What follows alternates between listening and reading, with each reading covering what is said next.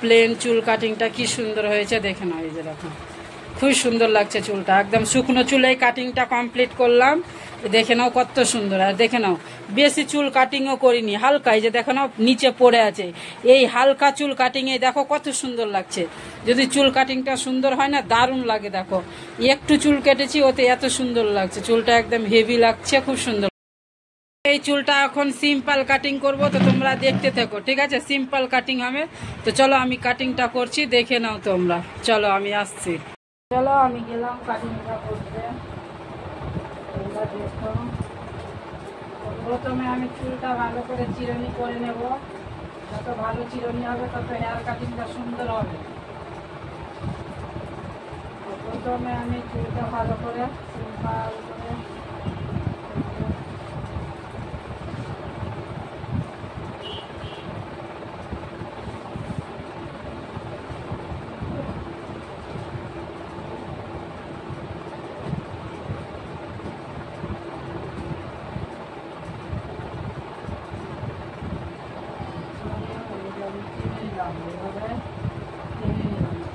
এবার আমি কেচি দিয়ে কেটে দেবো।